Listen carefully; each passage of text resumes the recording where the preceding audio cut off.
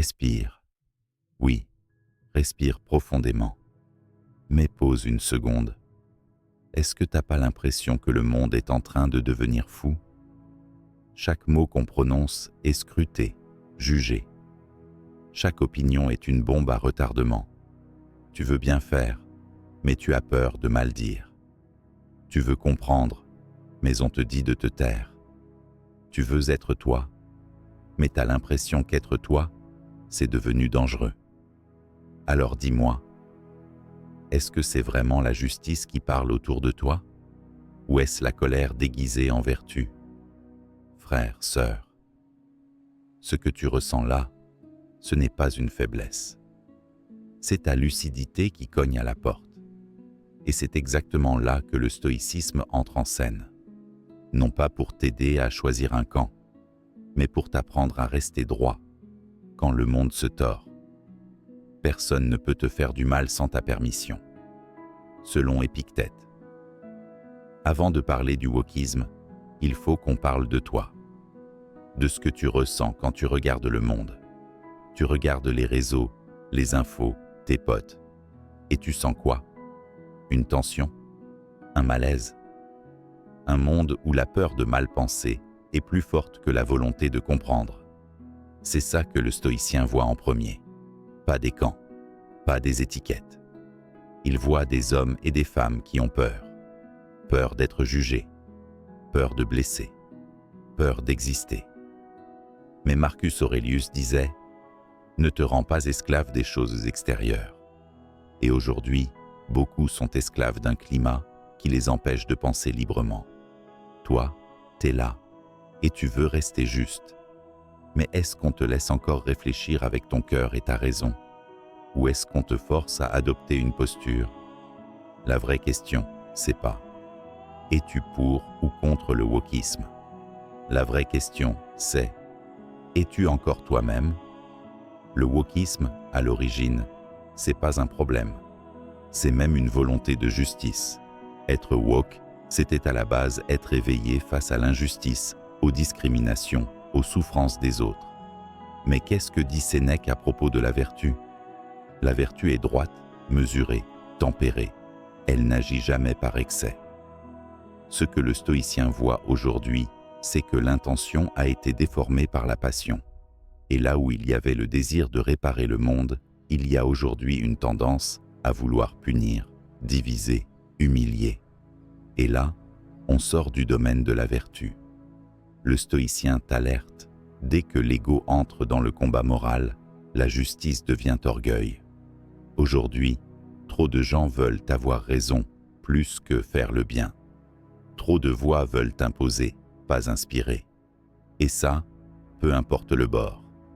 Le stoïcien n'est pas conservateur, il n'est pas progressiste. Il est un gardien du réel, un artisan de la paix intérieure, un ami de la vérité, même quand elle dérange. Tu l'as remarqué, dans les débats wokistes, tout le monde est à fleur de peau.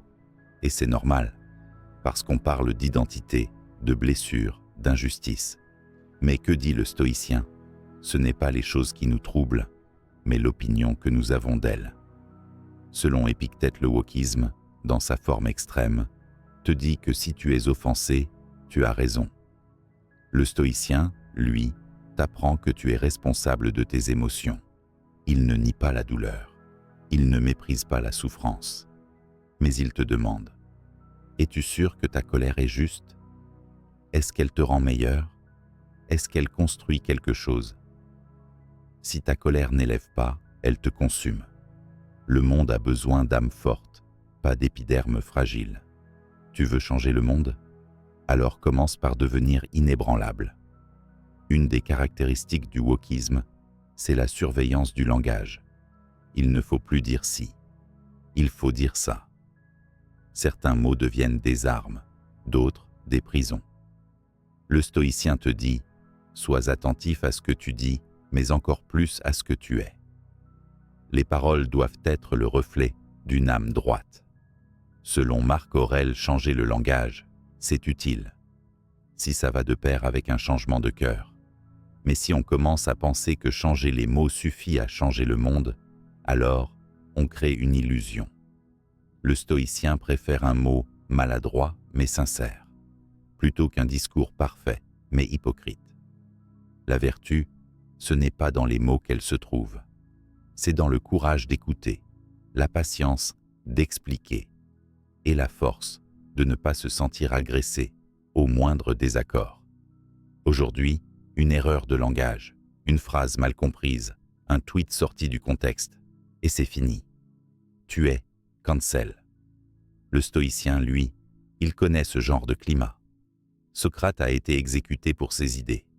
Épictète a été esclave. Sénèque a été poussé au suicide par Néron. Et pourtant, aucun d'eux n'a flanché.